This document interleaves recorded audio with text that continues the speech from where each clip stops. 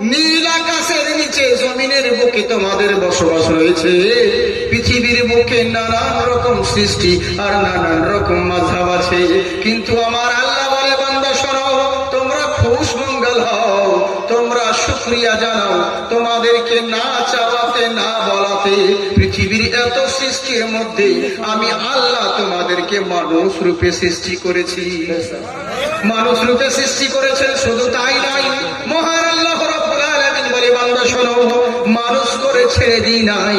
পৃথিবীর বুকে অন্যান্য নবীগণ এসেছেন, বহু উম্মতগণ এসেছেন, কিন্তু সবার চাইতে তোমাদের মর্যাদা রতবা আমি আল্লাহ বুলন্দ করে দিয়েছি। চিন্তা করুন, আমরা কোন নবীর উম্মত, কোন নবীর উম্মত, যেই নবীর উম্মত হওয়ার জন্য অন্যান্য নবীগণ আল্লাহর কাছে আবদার জানিয়েছিলেন। হযরত মুসা আলাইহিস সালাম তাওরাত কিতাব পড়তেছিলেন, পড়তে পড়তে দেখতে পেলেন এমন একজন কিয়ামতের আগে, এমন একজন শেষ জামানায় আখিরি পয়গম্বর আসবে, এমন তার উম্মত হবে যে উম্মতেরা নেকি করবে না, মনে শুধু নেকির নিয়াত করবে, মহান আল্লাহ তার আমলনামায় যেন নেকি লিখে দিবে। শুধু নেকি নিয়াত করবে, নেকি লিখে দিবে। শুধু তাই নয়, হযরত মুসা আলাইহিস সালাম বলে শুধু তাই নয়, তারা একটা নেকি করবে, আল্লাহ তাকে দ্বিগুণ নেকি দান করবে। তারা যদি একটা রাত্রি ইবাদত করে, মহান আল্লাহ হাজার রাত্রি সমান ঈমান দান করবে আর নেকি দান করবে। হযরত মুসা আলাইহিস সালাম বলেন, ওগো রব্বুল আলামিন, এত বড় ফজিলত, এত বড় মার্তাবা যে উম্মতের তুমি রেখেছো, ওই উম্মতটা তুমি আমাকে দান করো। আমার আল্লাহ বলছেন, না, এটা তোমার দ্বারা সম্ভব নয়। আমি আখেরি পয়গম্বর নবী মুস্তাফা সাল্লাল্লাহু তাআলা আলাইহি সাল্লামকে দুনিয়ার বুকে পাঠাবো, এটা সেই নবীর উম্মত হবে, আমি তিনার জন্য বরাদ্দ করে রেখেছি। হযরত মুসা আলাইহিস সালাম বললেন, আল্লাহ, তোমার সঙ্গে আমার কথা বেকদর হয় তোর পাহাড়ে, আমার সঙ্গে কি কথা শেষ হবে না আর অন্য কারো সঙ্গে বলবে? আল্লাহ বলেন, মুসা শোনো, তোমার সঙ্গে কথা হচ্ছে 24 ঘন্টায় একবার, আর আমার সেই নবীর উম্মতের সঙ্গে কথা হবে 24 ঘন্টায় হাজারো বার। বলে কেমন করে? চিন্তা করে দেখুন আমরা কোন নবীর উম্মত। বলে হযরত মুসা আলাইহিস সালামকে বলেন, আল্লাহ শোনো, তারা যখন কোরআন তেলাওয়াত করবে আমি আল্লাহ তাদের সঙ্গে কথা বলবো, আর তারা যখন নামাজের মধ্যে দাঁড়িয়ে দিবে তারা আমার সঙ্গে কথা বলবে। হযরত মুসা আলাইহিস সালাম বললেন, আল্লাহ, এত বড় মর্যাদা, এত বড় রতবা যে উম্মতের তুমি দিয়েছো, আমাকে সেই উম্মত গুলো দিবে না?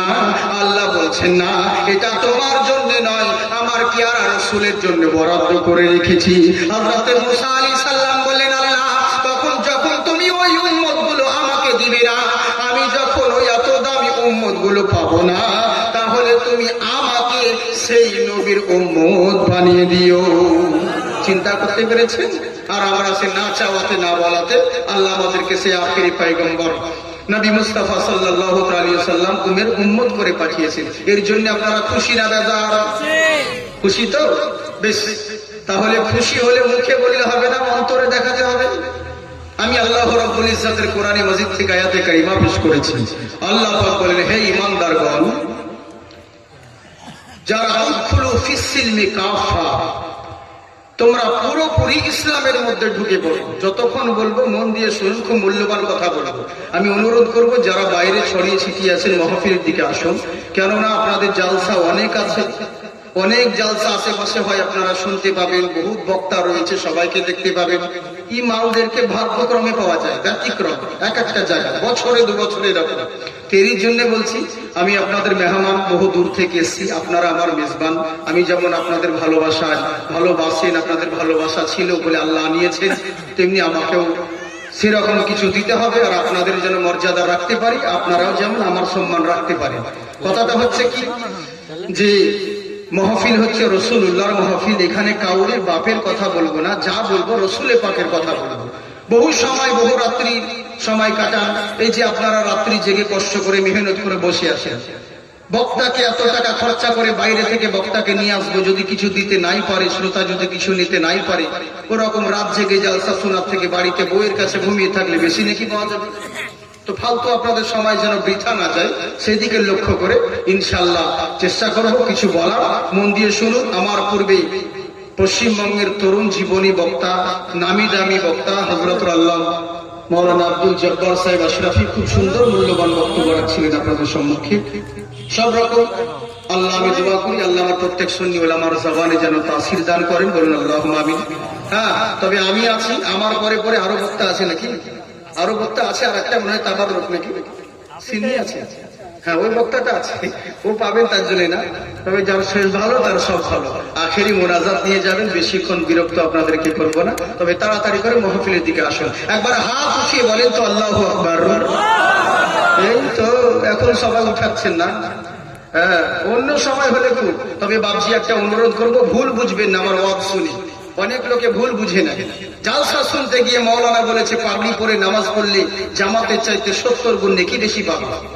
এই জালসা শুনে বাড়ি চলে গেছে, ফজরে সারা জালসা তো ফজরের আজান শুনতে পাই না, বাড়িতে ঘুমিয়ে গেছে। এবার যখন আজান দিয়েছে দৌড়ে মসজিদ গিয়েছে, মসজিদ গিয়ে দেখছে জামাত আরম্ভ হয়ে গেছে, জামাতের টাইম শুরু হয়ে গেছে। তো জামাত আরম্ভ হয়ে গেছে, তুই মাথায় হাত দিয়ে চিন্তা করছে, রে যা আমি তো পাগড়ি আনিনি। তো মৌলানা সাহেব বললো যে পাগড়ি পরে নামাজ পড়লে জামাতের থেকে 70 গুণ নেকি বেশি, সওয়াব বেশি। হ্যাঁ, তো কি করব? যদি সওয়াব নিতে যাই, পাগড়ি আনতে যাই, তাহলে জামাত পাবো না। আর জামাত ধরতে গেলে পরে 70 গুণ যে নেকি বেশি ওটা পাবো না। এই চিন্তা করতে করতে জামাত শেষ। যে যার নামাজ পড়ে বাড়ি চলে গেল। এই দেখছে কেউ কোথাও নেই, মসজিদের ভিতরে ঢুকে এদিক ওদিক তাকিয়ে দেখছে কেউ নেই, পরনের লুঙ্গিটাকে খুলে মাথায় জড়িয়ে দিয়েছে। লুঙ্গি খুলে মাথায় জড়ে নামাজ পড়তে লেগেছে। এদিকে ইমাম সাহেব দেখে নিয়েছে। ইমাম সাহেব বলছে কোন বেসাইজে নামাজি, এত কোনো সাইজ নাই, একে তো লোকমা দিতেই হবে। ইমাম সাহেব থাকতে না পেরে ওর পাছায় একবারে, ভাই লুঙ্গি কোথায়? বলে দেখছেন না মাথায়। বলে তোর লুঙ্গি মাথায় কেন গেল?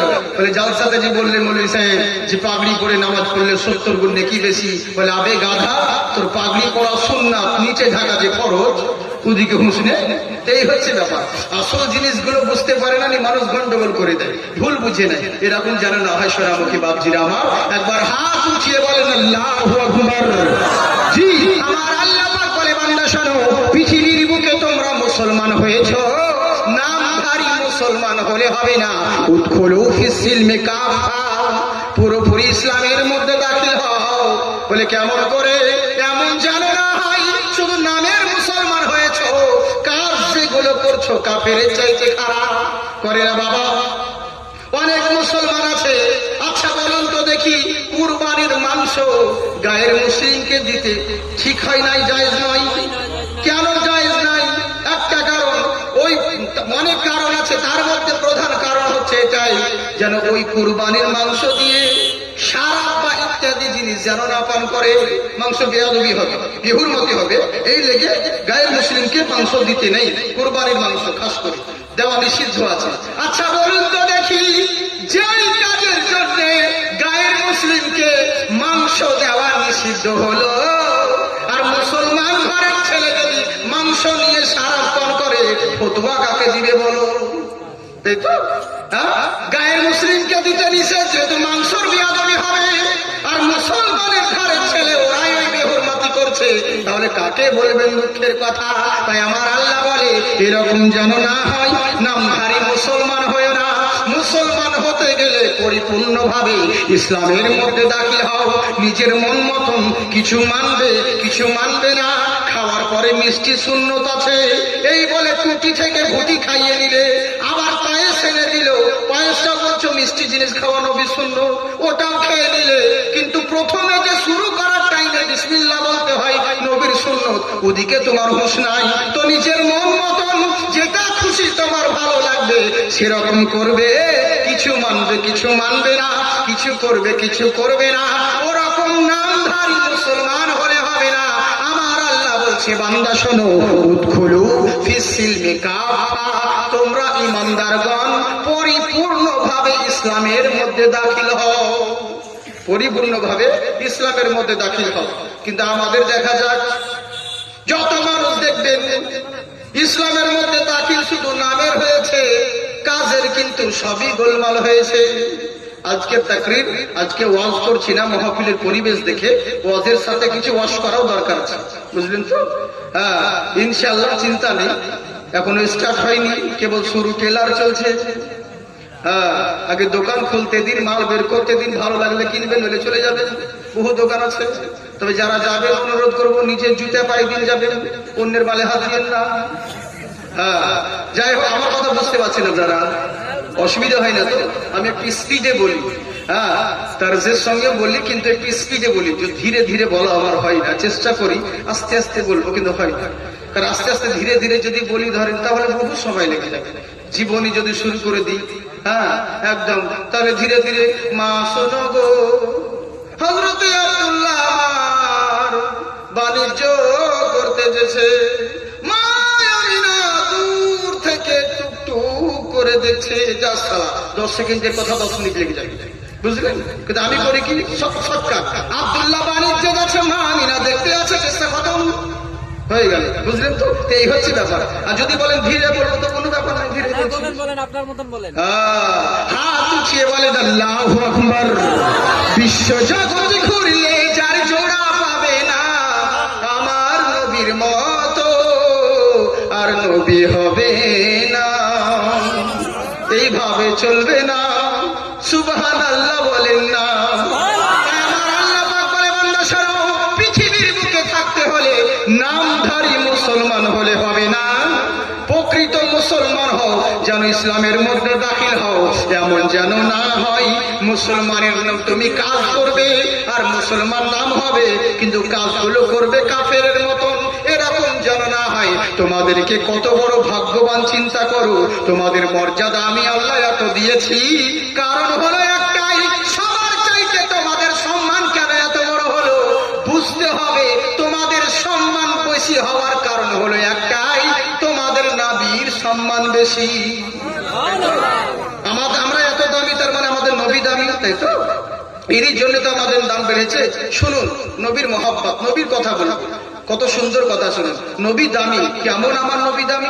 মিলাদ বহুত শুনেছেন, আমি 5 মিনিট আপনাদেরকে মিলাদ শোনাচ্ছি। নবীর মিলাদ, কেমন নবী আমার দামি চিন্তা করুন।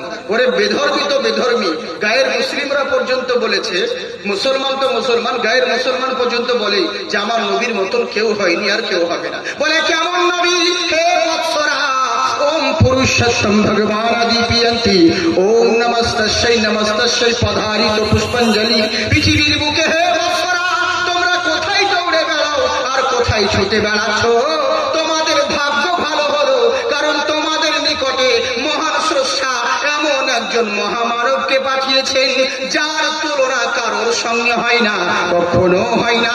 তোমরা এত দামি, যেই নবীর সম্মান কোনো মোল্লা বাড়ায়নি, মহান আল্লাহ বাড়িয়েছেন। তাই গুরু নানক বলছে, শোনো হে বৎসরা, হিমাংশু কঠোদয়া হেরি চর্চ ওম সর্বদা মোহাম্মদা। দুনিয়ার বুকে কামিয়াবির জন্য, দুনিয়ার বুকে লাভবানের জন্য, দুনিয়ার বুকে সাফল্যের জন্য, চারিদিকে সাকসেসফুল হওয়ার জন্য দৌড়ে বেড়াও, ছুটে বেড়াও, কোথাও যাওয়ার দরকার নেই।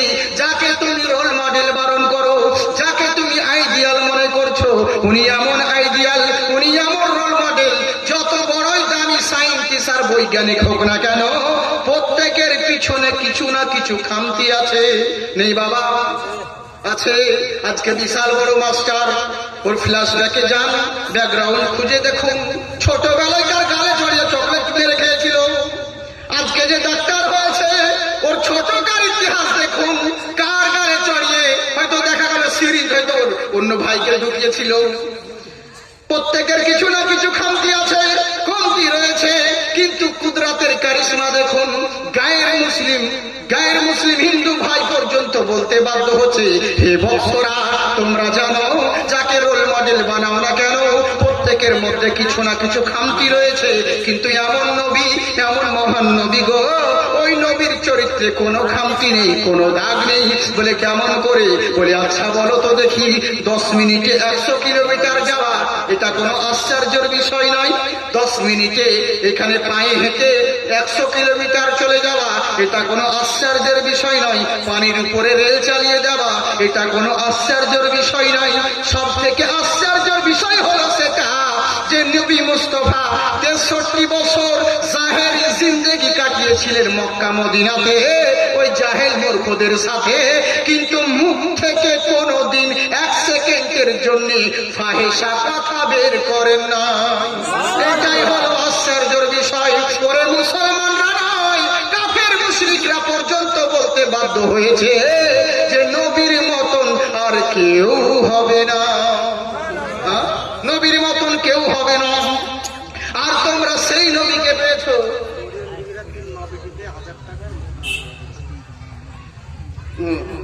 জলসাটা দিয়েছে তো আমি পড়ে লিখতাম করে মালা কি করবো এখন বলেন, গরিব মানুষ। যাই হোক, মরিয়ম বিবি 1000 টাকা দিয়েছে, সোনার মালা দিয়েছে, 3 মা বিটিতে। সুবহানাল্লাহ, আল্লাহ তোমাদের নেকদানকে কবুল করুক। হ্যাঁ ইনশাল্লাহ। দেখো সোনার মালা দিয়েছে আর 1000 টাকা। তাড়াতাড়ি যান না তো কখন পকেটে বললি। হ্যাঁ ইনশাল্লাহ দোয়া করবো ভাবছি। ওরে আমার মতন মলবি আপনাকে দোয়া করলেই বাকি, না করলেই বাকি। যার এতে দিয়েছে সে আল্লাহ রাজি থাকলেই হলো। আমরা তো স্বার্থপর, যখন পাবো তখন দোয়া করবো। হ্যাঁ ওই আমি বলবো অমুক খালা দান করে সকে জান্নাত বলে দিবে, আল্লাহ কি জানে না? সব জানে, কিন্তু এখন সাময়িকের লেগে বলতে হয়। এক জায়গায় জলসাতে কালেকশন দিচ্ছে বুঝেছেন, একবার 500 টাকা দিল, একবার 700 টাকা দিল, কিন্তু বলছি সাল্লাহ এতবার দিচ্ছে কেন রে? তার মানে ওর নাম একবারও বলিনি আমি। ও চাইছে যে আমার নামটা বলুক, বুঝলেন? এরকম বহুজন আছে। আবার কতজন আছে যে দরকারই নেই, আল্লাহ রাস্তায় দিচ্ছি বাজারও। তো ইনশাল্লাহ আমার এদিকে মাদের তরফ থেকে দিয়েছে মারিয়াম বিবি। মানে আমি কেন বললাম জানেন তো, গত বছর আমার একটা জায়গায় প্রোগ্রাম হয়েছিল মুর্শিদাবাদ ডিস্ট্রিক্টের নামও এলাকায় যত সম্ভব। তো অনেকজন খুশি হয়ে ওখানে আমাকে কানের আংটি অনেকজন দিয়েছে। আমি আবার জিজ্ঞেস করলাম কাকে দিচ্ছে, ওই ভুল করি না তো লোকের বদনাম হয়ে যাবে লোকের কাছে। বলে না হুজুর এটা আপনাকে দিলাম। এরই জন্য মানে বলছে এটা ওই করলাম, অসুবিধে নেই। তো যারা দিবে দান করবে আমি বলবো সাইডে দিয়ে দিবে সোনামুখী। আমি বক্তব্য দিচ্ছি, আমার ইম্পর্টেন্ট কথা রয়েছে, তখন ডিস্টার্ব হয়ে যাবে। কালেকশন যদি তোমরা দাও, যে যা পারবে জলসার জন্য, তোমাদের মসজিদ উপলক্ষে না কিসের জন্য জলসা? মসজিদ উপলক্ষে। তো মসজিদের জন্য তোমরা যদি কিছু দান করো ইনশাল্লাহ সাইড থেকে দিবে। হ্যাঁ এখন দরকার নেই। আর আমি যদি বলি যদি বাড়ি যাও তাহলে দিবে, তবে আশা করছি বাড়ি যাবে না, তাহলে গেল তোমার মেলার বিরিয়ানি চাইতে আমি তোমাকে ভালো বিরিয়ানি খাওয়াচ্ছি। হ্যাঁ তো চিন্তার কোনো কারণ নেই। তবে তোমরা একটু চাচামেচি কম করো। তোমরা ওয়াজ ভুল বুঝে বেশি, এই মেয়েরাই ওয়াজ বেশি ভুল বুঝে। হ্যাঁ গো, পর্দাতে আছে নাকি? পর্দাতে আছে তাহলে হাই রে পর্দা। পর্দা হলো না জর্দা, গোটা রাস্তা উদাম হয়ে বেড়াচ্ছে মৌলবীর সামনে জলসায় পর্দা। যেই দুঃখে সেই দুঃখ আর জলসা করে বা কিছু। হ্যাঁ এই তো হচ্ছে ব্যাপার। যা বাজা তোরা খেয়ে নেগা, বাচ্চা বাচ্চা ছেলে আছে মাদ্রাসা তালবিদে। তাহলে আপনারা যে না পার একটু জায়গা ফাঁকা আছে, একটু সামনে এগিয়ে আসুন সামনে। আসলে আমাদের প্রোগ্রাম তো আপনারা জানেন ইন্টারনেটে বা বিভিন্ন দেখেছেন, হাজার লক্ষাধিক লোকের সামনে আমাদের বক্তব্য হয়, কিন্তু বুঝতেই তো পারছেন এত সে মানে জালসার মতন বলছিলাম, মিলাদের মতন আপনাদের সঙ্গে আলোচনা করছি। হ্যাঁ ফেরি লেগে বলবো দরকার নেই 30 কোটি, অরিজিনাল 3000 থাকলে যথেষ্ট। ভারতে হ্যাঁ তো দরকার নেই শ্রোতা 3300 লোকের। যে কয়জন আছেন ইমানি জজবাত থাকলে হলো, অরিজিনাল থাকলে হলো। একটু সামনে এগিয়ে আসুন বাবজি, খুব ভালো হয়। পঞ্চরস হলে তো খুব এগোবে। হ্যাঁ তখন বলতেই হবে না লে হালুয়া বলে ছুটে চলে আসবে না। হ্যাঁ আর এই জায়গাতে বলতে হচ্ছে আপনাদেরকে, সামনে এগিয়ে আসলে তাহলে হবে। আল্লাহুম্মা সাল্লি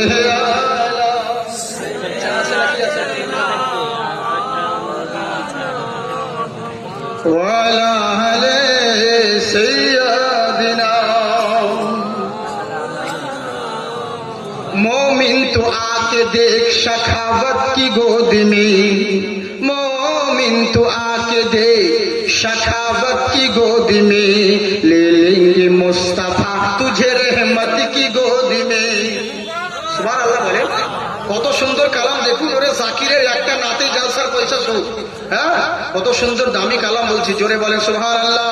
मोमिन तो आके देख शखावत की गोद में, मोमिन तो आके देख शखावत की गोद में, ले लेंगे मुस्तफा तुझे रहमत की गोद में, ले लेंगे मुस्तफा तुझे रहमत की गोद में।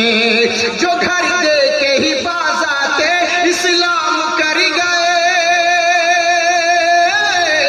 जो घर दे के ही बाजाते इस्लाम कर गए, हाँ इस्लाम कर गए, हाँ इस्लाम कर गए। ओ सो रहे हैं चैन से जन्नत की गोद में, ओ सो रहे हैं चैन से जन्नत की गोद में। मोमिन तो आके देख शखावत की गोद में, मोमिन मोमिन तो आके देख शखावत की गोद में ले लेंगे मुस्तफा तुझे रहमत की गोद में ले लेंगे मुस्तफा तुझे रहमत की गोद में সেই রহমতের নবীর কোনো তুলনা হয় না উনার সঙ্গে কারো মিল হবে না উনি এমন নবী গো উনার সঙ্গে কাউরি উদাহরণ চলে না তাই হে বৎসরা দুনিয়ার বুকে যদি সাকসেসফুল কামিয়াবি হতে চাও হে রিচার্জ ওম সর্বদম মুহাম্মাদা ওই প্যারা চির প্রশংসিত নবী মুস্তাফার তোমরা চর্চা করো তাহলে সব জায়গায় লাভবান হবে কে বলছে মুসলমান কোরআন হাদিসের কথা বলছি না গায়ের মুসলিমরা বলছে আমার নবীর মতন কেউ হয়নি আর হবে না আমার নবীর মতন কেউ হয়নি আর হবে না আরো কি বলছে শুনুন বলে কেমন করে নবীর মতন কেউ হয়নি আর হবে না বলে হে বৎসরা জেনে রাখো যত বেশি বেশি যদি পারো ওই নবীর চর্চা তোমরা করতে থাকো এখানে বুঝতে পারলেন গায়ের মুসলমান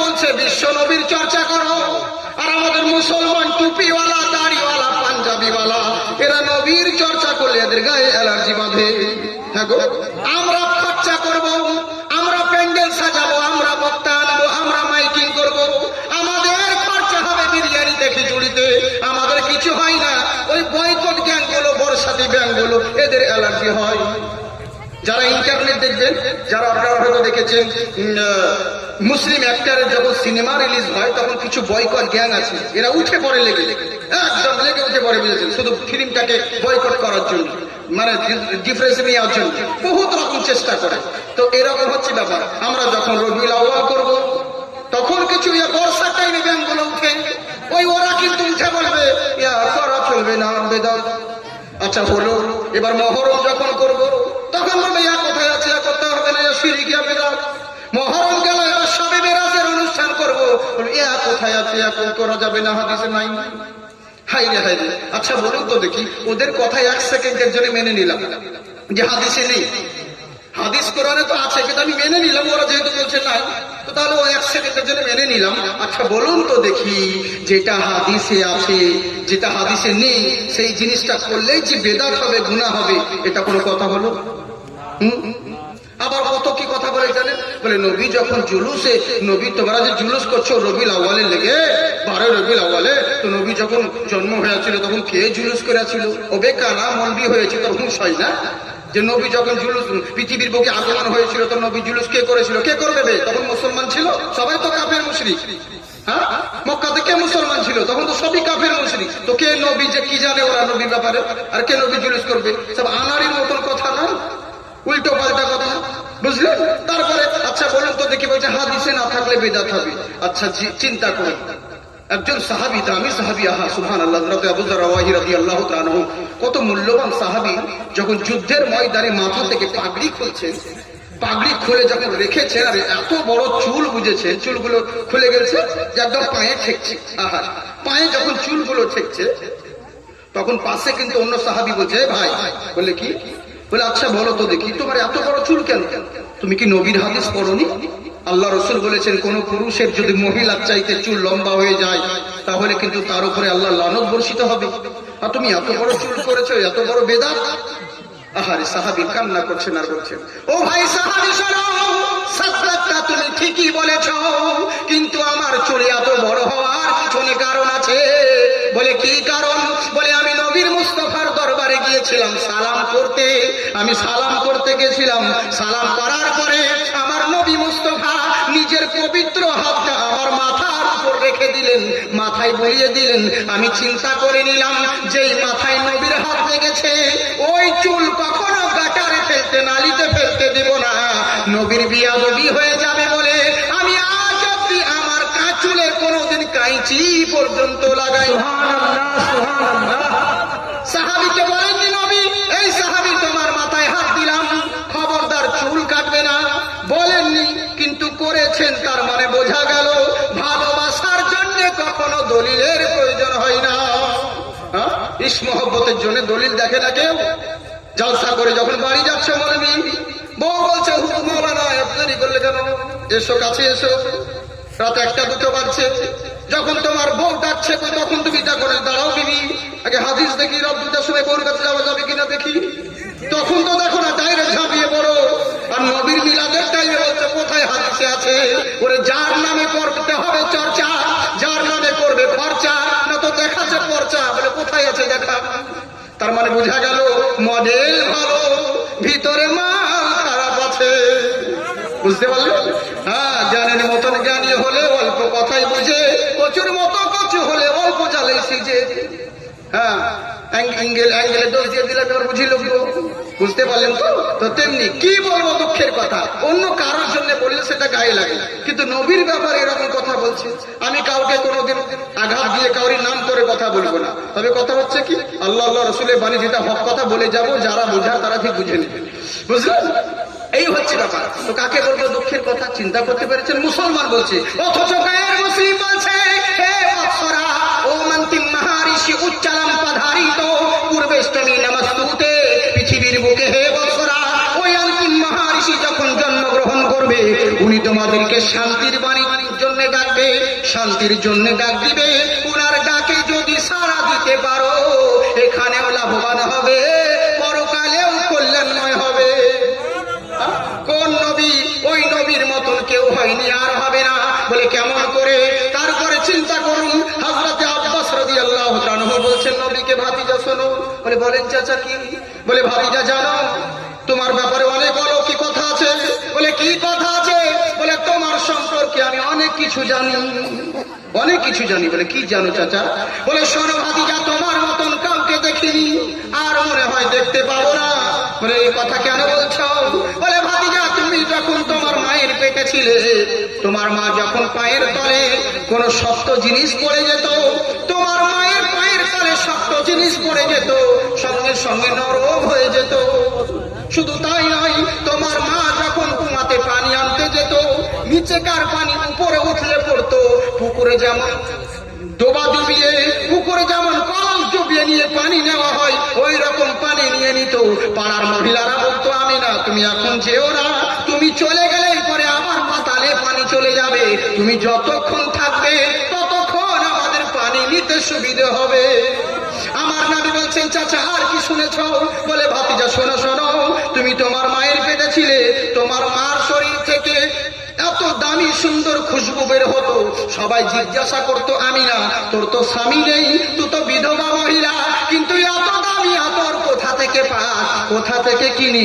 সবাই জিজ্ঞাসা করেছিল।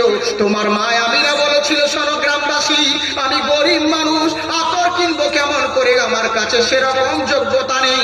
বলে তাহলে এত সুন্দর খুশবু বের হয় কেমন করে? মা আমিনা বলেছিল, শোনো, যেদিন থেকে আমার পেটে আমার লাল এসেছে, সেই দিন থেকে আমার শরীর থেকে খুশবু বের হচ্ছে। বলে চাচা আর কি শুনেছ? বলে ভাতিজা, তুমি যেদিন দুনিয়ার বুকে আবির্ভাব হলেন, সেই দিন পুরো মক্কা নগর আলোকিত হয়েছিল। শুধু তাই নয়, তোমার অন্ধকার ঘরটা তুমি আসার পরে পরে যেন আলোয় পরিণত হলো। চিন্তা করুন। তখন তাই বলছে ভাতিজা, তোমার মতন কাউকে দেখিনি। এদিকে আব্দুল মুত্তালিব বলছে, তুই কি দেখবি রে? আমি আমার পোতার মতন কাউকে দেখিনি। বলে কেমন করে? বলে আমার এখানে, আমি কাবা ঘরের মুতাল্লি, আমার এখানে বহু দেশ বিদেশের লোক আছে, নানান দেশে আমাকে যেতে হয়, শাম, সিরিয়া, ইয়ামান, কুয়েত, কাতার, তায়েফ, সব জায়গায় আমাকে যেতে হয়। অনেক লোককে এখানে আসে, কিন্তু আমি কসম করে বলছি, কাবার আমার নাতির মতন একজনকেও আমি দেখিনি। জিবরিল আমিন বলছেন, আব্দুল মুত্তালিব তুমি কেমন করে দেখবে? ওরে আমাকে আল্লাহ এমন ক্ষমতা দিয়েছে, আমি পূর্ব থেকে পশ্চিম, উত্তর থেকে দক্ষিণ, সারা পৃথিবী ভ্রমণ করতে আমার মুহূর্ত সময় লাগে না। আদমকে দেখেছি জান্নাতের মধ্যে, নুহকে দেখেছি নুহুর কিস্তির মধ্যে, ইউনুস নবীকে দেখেছি মাছের পেটের ভিতরে, ইব্রাহিম নবীকে দেখেছি নমরুদের অগ্নিকুণ্ডে, ইউসুফ আলাইহিস সালামকে দেখেছি কুয়ার ভিতরে, মুসা আলাইহিস সালামকে দেখেছি নীল নদে। আমি সমস্ত নবীগণকে দেখেছি, পূর্ব পশ্চিম তামাম পৃথিবী ভ্রমণ করেছি, আমার নবীর মতন দ্বিতীয় কাউকে দেখতে পাইনি। আমার আল্লাহ বলছেন, জিবরিল তুমি দেখবে কেমন করে? আমার নবীর মতন দ্বিতীয় আমি আল্লাহ সৃষ্টি করিনি। কেমন নবী? আর সেই নবীর আমরা উম্মত হয়েছি, যেই নবীর মতন কেউ জগতি সুন্দরম, পৃথিবীর বুকে কোটি কোটি রকমের সৃষ্টি রয়েছে, কিন্তু নবীর সঙ্গে কারো কখনো তুলনা হয় না। বুঝলেন? সেই নবীর আমরা উম্মত হতে পেরেছি, কিন্তু আফসোস আমরা নবীকেই চিনলাম না, আমরা নবীকেই জানলাম না, নবীকেই বুঝলাম না। তাহলে বলুন, যাকে জানার দরকার ছিল তাকেই জানলাম না, যাকে বোঝার দরকার ছিল তাকেই বুঝলাম না। হ্যাঁ, নামধারী শুধু মুসলমান হয়ে বসে আছে। আমরা শুধু নামকে আসতে মুসলমান। আমার ইন্টারনেটে আপনারা হয়তো শুনেছেন মনে হয়, বহুত পুরাতন কথা। কি জানেন তো, যে আমরা শুধু নামকে আসতে মুসলমান। মুসলমান হয়ে যাই না, কিন্তু নাম ভালো রেখেছি। চোখে দেখতে পাই না, নাম নজর আলী। ভালো কথা কাউকে বলে না, নাম আদর আলী। যার বাপ কোনোদিন সোনা দেখেনি তার নাম সোনালী। যার রূপের কোনো বাহার নেই তার নাম রূপালী। যার গায়ের গন্ধে 1 মিনিট পাশে বসে কেউ থাকতে পারে না তার নাম আতর আলী। রাত 10টার পরে কুকুরের ভয়ে বেরোয় না তার নাম বাহাদুর আলী। বুঝলেন তো? শুধু বারে মিয়া খায়, গোমাংস খায়, আর মাঝে মধ্যে জুম্মা মিস কল মারতে যায়। এটাই তো আমরা মুসলিম ভাই। ওরকম মুসলমান হলে হবে না, নামধারী মুসলিম হলে হবে না, কাজের মুসলমান হতে হবে। এরই লেগেই তো আল্লাহ বলে, ও আমার ইমানদারগণ, মুখে বলিও না, ইসলামের মধ্যে পরিপূর্ণ ভাবে দাখিল হও। ইসলামের মধ্যে পরিপূর্ণ দাখিল হও, আদা খ্যাংরা লয়। কেন দাখিল হবে? তোমরা তোমাদের এত মর্যাদা, তোমরা এত সুন্দর নবীকে পেয়েছো, তাহলে কেন ছুটে বেড়াও বাইরে? কি নিবে তুমি? যা নিবে সব তো ইসলামের মধ্যেই পাবে, তাহলে কেন বাইরে ছুটে বেড়াও? নিজের দিলকে, ইমানকে তাজা করো। আর জেনে রাখো, আল্লাহ রাব্বুল আলামিন বলেন অন্য আয়াতে, ইয়া আইয়ুহাল্লাযীনা আমানু কুলু মিন তাইয়্যিবাতি মা রাযাকনাকুম। হে আমার ইমানদারগণ, তোমরা সব করো, তোমাদের জিকির আজগার যেটা করবে সেটাই আমি আল্লাহ কবুল করব, কিন্তু শর্ত হলো একটা, হালাল রুজি ভক্ষণ করতে হবে। আমাদের এত দোয়া করছি কবুল হয় না, তার মানে কি? কারণ আমাদের ভিতরে তো মাল হারাম ঢোকা আছে। কি করে বলবো? ঈশ্বরে তো খুব ভাষণ দিয়ে দিলাম, সুদ খাওয়া যাবে না, সুদ করে সাথে ভিসা যাবে না, ওর বাড়ি যাবে না, ওর বিটি দেওয়া যাবে না, খাওয়া যাবে না। যখন 50,000 টাকা সুদ দান করছে মসজিদে মাদ্রাসায়, ওয়ালিয়া যাবে, তখন পকেটে বাপের না অমুক ভাই দিলাম বা 50,000 টাকার যাত্রা, তখন খুব বলতে ভালো হচ্ছে। হ্যাঁ, হক কথা কেউ বলে না বাবা, বুঝলেন? হক কথা কেউ বলতে চায় না গো। সামনে কেউ বলে না, সব সাইডে বলতে মাস্টার।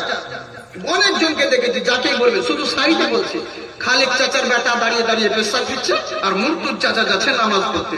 আপনাদের কারোর নাম থাকলে বলছেন না, আপনাদের কথা বলছেন, জুম্মার দিন নামাজ পড়তে যাচ্ছে। তো ই বুঝাচ্ছেন, ও এবার তসবি করতে করতে যাচ্ছে, আর চোখে দেখছে দাঁড়িয়ে পেশাব দিচ্ছে, দাঁড়িয়ে পেশাব দিচ্ছে, দেখে নিল। তো ওখানে আর কিছু বললো না, সুবহানাল্লাহ সুবহানাল্লাহ করতে করতে তসবি করতে করতে মসজিদ গেল। এবার মসজিদ গিয়ে বলছে, আস্তাগফিরুল্লাহ, হাই হাই হাই, দুনিয়া ধ্বংস হবে গো, কিয়ামত হবে গো। বলে, চাচা এরকম কথা বলছো কেন গো? বলে, আর বলিও না বাবজি, দেখো অত বড় আধুরা ছেলে গো, এই জুম্মার দিনে দাঁড়িয়ে দাঁড়িয়ে পেশাব দিচ্ছে রাস্তা ধারে। আচ্ছা বলুন, মসজিদে বলে ওর কোনো লাভ হবে? ও তো গীবত করা হচ্ছে, পরনিন্দা চুগলাম করা হচ্ছে। ওখানে বলে কি হবে? ও যেখানে পেশাব দিচ্ছিল ওখানে যদি বলতে, ভাই তুই মানুষের বাচ্চা না, কোনটার বাচ্চা বে, তুই দাঁড়িয়ে দাঁড়িয়ে পেশাব দিচ্ছিস, ওর জোরে চিল্লানো শুনে, চাচানো শুনে চেন লাগাতে যেন ওই জায়গায় এমন চিমটি খেতেও জীবনেও দাঁড়াতো না। তো ওখানে বলে না কেউ, বুঝলেন তো? ওখানে কেউ বলে না, সাইডে নাউজুবিল্লাহ চলছে, মানে মুখে বলছে খুশির মালিক আল্লাহ, কিন্তু ভয় করছে মোল্লাকে দেখে। ওরকম করলে হবে না বাবা। কদ আফলাহা মান তাযাক্কা, আগে দিলের জং, দিলের ময়লা পরিষ্কার করো, তবেই না আল্লাহর জিকির আজগার তোমার ভিতরে ঢুকবে। মুখে বললে হবে? এত মিলাদ করছো, এত জালসা করছো, এত দোয়া করছো, তাহলে কাজ কেন হয় না? কেন কাজ হয় না বুঝতে পারছো না?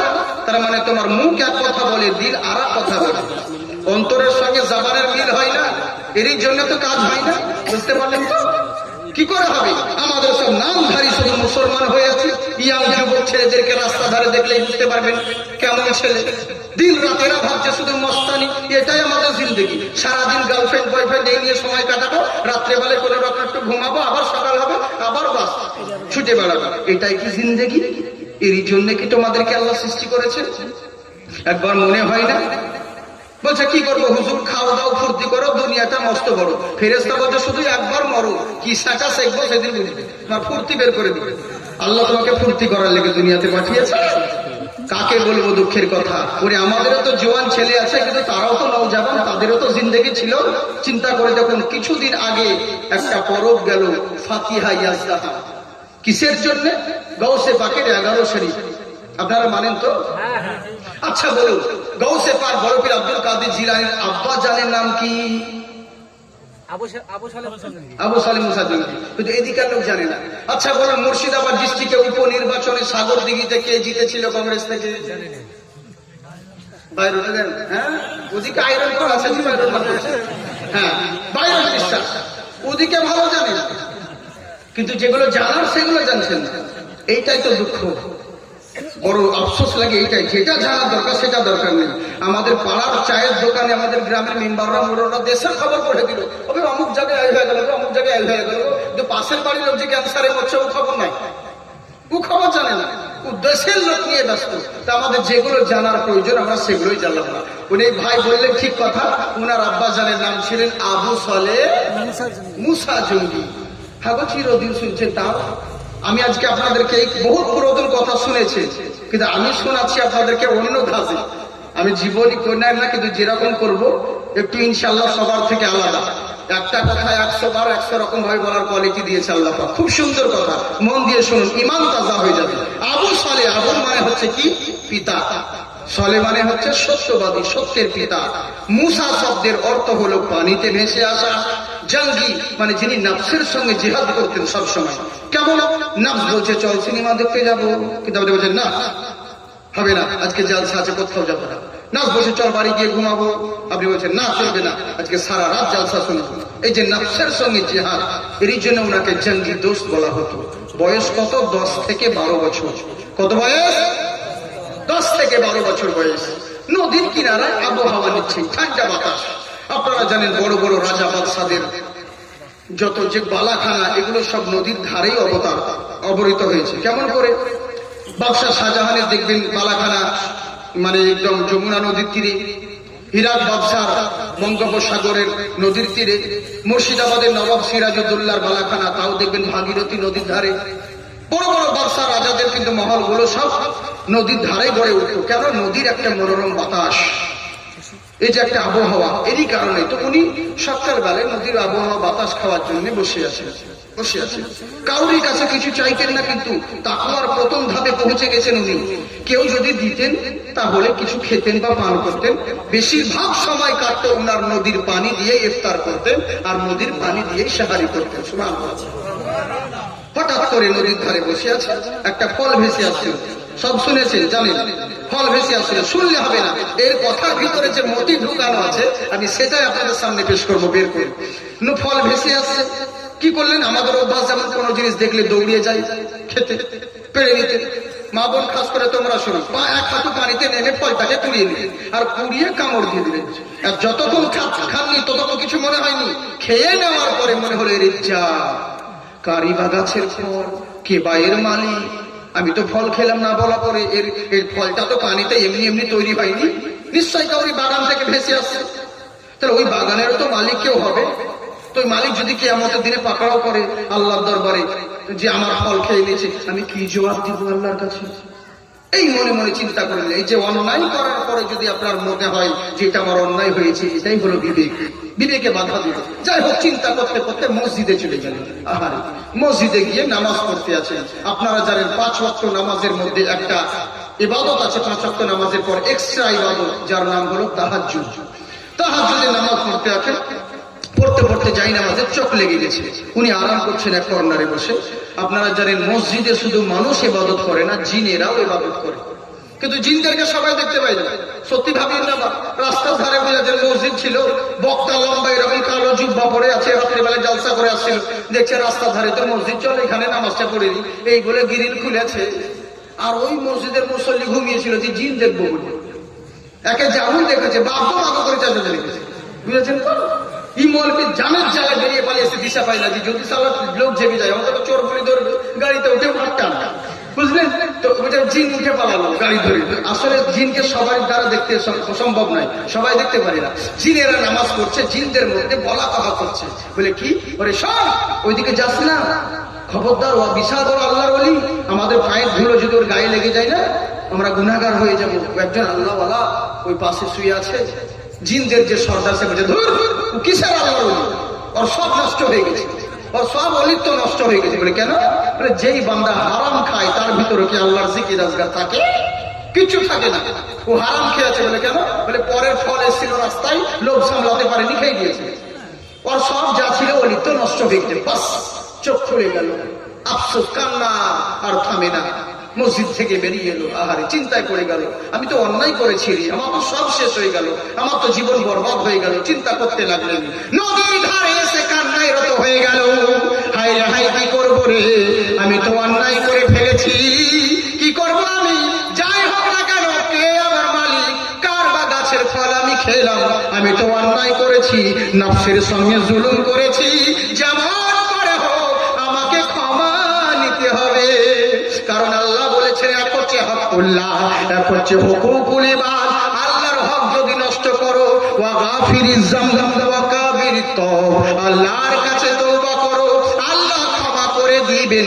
আর বান্দার হক যদি নষ্ট করো, যতক্ষণ বান্দা ক্ষমা করবে না, মহান আল্লাহ ক্ষমা করবে না।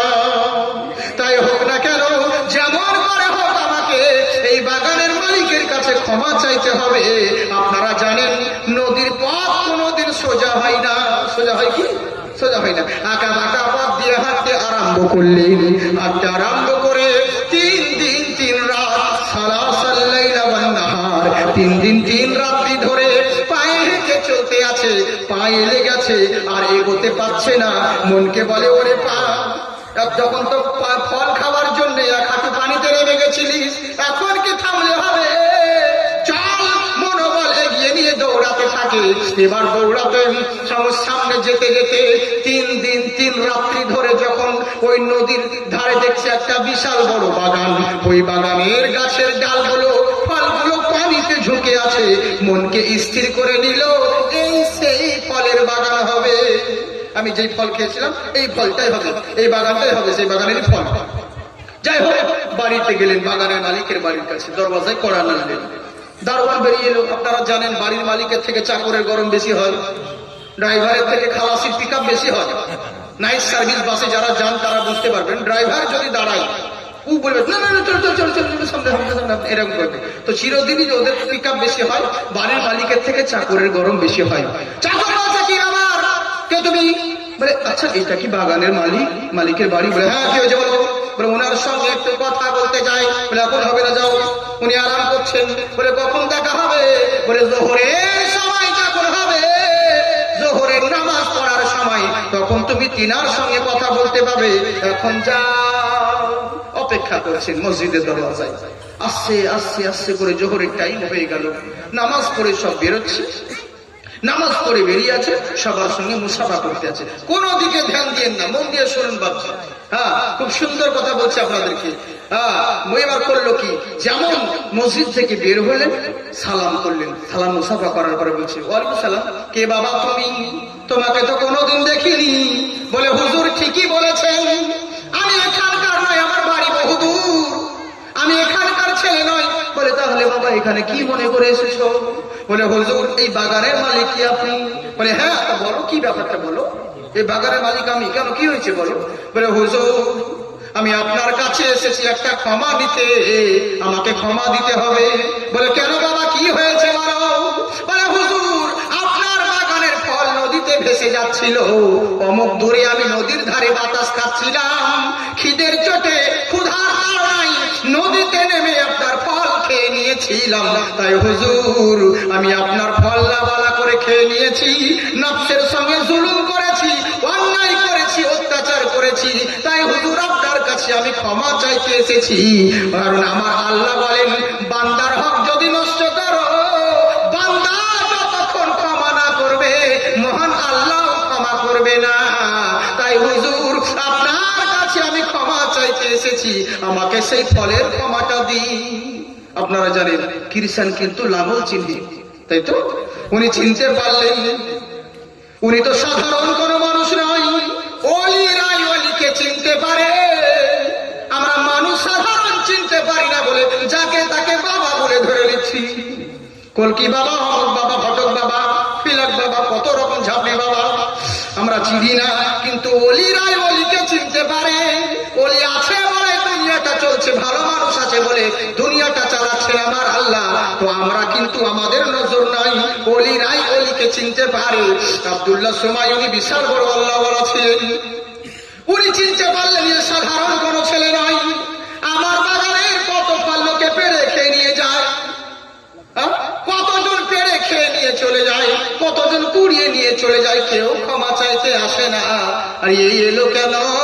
এ সাধারণ কোনো ছেলে নয়, একটা রত্ন পেয়েছি, একে যদি ভালো করে যত্ন করতে পারি একটা রত্ন বেড়ে যাবে। উনি মনে মনে বলছেন, ঠিক আছে বাবা, তুমি ফলের ক্ষমা চাইতে এসেছো, তুমি আমাকে ক্ষমা চাইতে এসেছো, আমি তোমাকে ফলের ক্ষমা দিয়ে দেব। তুমি ক্ষমা পেয়ে বাড়ি চলে যাবে, বিনিময়ে আমি কি পাবো? তোমাকে তো ক্ষমা দিলে তুমি বাড়ি চলে যাবে, ক্ষমা পেয়ে যাবে, কিন্তু আমি কি পাবো বলো? বলে তা তো জানি না। বলে শোনো বাবা, সত্যিকারের যদি ক্ষমা নিতে চাও, আমার বাগানে একটা গাছ লাগিয়ে দাও, যেদিন ওই গাছে ফল ধরবে সেদিন তুমি ক্ষমা চাইবার উপযুক্ত হবে, যতদিন ফল ধরবে না কোনদিন ক্ষমা চাইবার উপযুক্ত হবে না। চিন্তা করে দেখুন, আপনি আমি হলে থাকতাম, ওর কপালে খুঁজ বেড়ার বাড়ি মেরে পড়াতাম, ক্ষমা চাইতে এসে পিকা করে একটা ক্ষমা চাইতে এসেছিলাম, এবার তোর বাগান থেকে 10টা নিয়ে দেবে, বুঝলেন? কিন্তু এর জন্য তো আপনার আর আমার মধ্যে তফাৎ। তারা কেমন যুবক ছিল, কেমন চিন্তা করে, বয়স কিন্তু 10-12 বছর বয়স, বেশি নয়, বুঝতে পারলেন? বলে তা তো জানি না হুজুর, কি করবেন বলুন? বলে যা বললাম তাই, সত্যিকারের ক্ষমা চাইতে গেলে আমার বাগানে গাছ লাগাতে হবে, যেদিন ওই গাছে ফল ধরবে সেদিন তুমি ক্ষমা চাইবার উপযুক্ত হবে। এখানে একটা কথা বলি, চিন্তা করুন, ও যে ফলটা পেড়ে খেয়েছিল, কোন মুফতি বলতে পারবে যে অন্যায় করেছে? কখনোই নয়। কিন্তু ভেসে আসছিল, চুরি করে তো খাইনি, এতে কোনো ব্যাপার না, কিচ্ছু হবে না। কিন্তু ওই যে মন, মানে মন বলছে, আমরা তো অন্যায় করে স্বীকার করতে চাই না, কিন্তু আল্লাহ ওয়ালা যারা হয়, মনে যদি সন্দেহ হয়ে যায় এটা আমার ভুল হইল, বাস ওর লেগে কান্নাকাটি কত করতেন। শুধুই আল্লাহ ওয়ালা হয় বাবাজি? ওরে আল্লাহ ওয়ালা যদি একবার আল্লাহর দরবারে হাত উঠিয়ে দেয়, ওর হাত উঠাতে দেরি, আল্লাহর দরবারে পৌঁছাইতে দেরি হবে না, বুঝলেন? কিন্তু আমরা এত দোয়া করছি, কাজ কেন হয় না? কারণ আমাদের ওই যে দিলের সঙ্গে মুখের মিলে না। জুম্মার দিনে মসজিদে তো খুব বলছি, দুই চারটে কথা বলছি, কেন বলতো? তাহলে বুঝতে পারবে যে হ্যাঁ ওই বলবি, এটাই এসেছে, তাহলে হয়তো অন্য জনে ভাব, অনেকজন এক একজনে মোবাইলে নিকট দেখেন, আমার দিকে দেখছি, ওইটা কিনা, ওইটা না, ওই অন্যটা, ও অরিজিনালি আছে, আমার এক পিসি আছে, ডুপ্লিকেট না, এখন হয়নি, আর ইনশাল্লাহ হবেও না, বুঝলেন তো? তো কথা, আল্লাহ কারো মতন কেউ কাউকে করেনি। তো কথা হচ্ছে কি, তো এবার ও অরিজিনালটাই আছে, তো কিছু কথা বলছি তাহলে বুঝতে পারবে। তা আমাদের দোয়া কবুল হয় না কেন? কারণ হচ্ছে একটা দিলের সঙ্গে জবানের মিল নেই। জুম্মার দিন মসজিদে খুব দোয়া করছে, কেঁদে কেঁদে, রব্বানা সাল্লাল্লাহু আল্লাহ কবুল করে নেন, চোখের পানি এখন জামা ভিজে গেল। ফেরেশতারা বলছে, আল্লাহ তোমার বান্দা এত কাঁদছে, যা হবে হবে, দোয়া কবুল করে আইলাম, এত কান্না করছে। ফেরেশতারা তো জানছে না যে আমি কোন মাল, আমার কাঁদুন দেখে আল্লাহর দরবারে সুপারিশ পেয়েছে, বুঝলেন? খুব কাঁদলাম, চোখের পানি বয়ে জামা ভিজিয়ে দিলাম, আরে আর যেমন দোয়া শেষ হয়ে গেল, মসজিদ থেকে বেরিয়ে এসে বলছে, আমার জুতো কোন সালালের ওরে। ফেরেশতা বলছে, ভেবেছিলাম তো ভালো হবি, এত জলদি যে বিজেপির মতো মত পাল্টাবি তা তো বুঝতে পারিনি। এরই লেগে তো বলে, মুখের সঙ্গে অন্তরেরই তো মিল নেই, কি করে দোয়া কবুল হবে বাপ? বুঝলেন? এর জন্য তো কবুল হয় না। কিন্তু আল্লাহ ওয়ালা কেমন চিন্তা করে দেখুন, উনি বলছে, বাবা রে ঠিক আছে, কোনো ব্যাপার নেই, আমি আপনার বাগানের কাজ করব। আপনারা বলুন, এইবার বলবো না অন্য টপিক চেঞ্জ করবো? বলবো? একবার মহব্বতে দরুদ পড়েন, আল্লাহুম্মা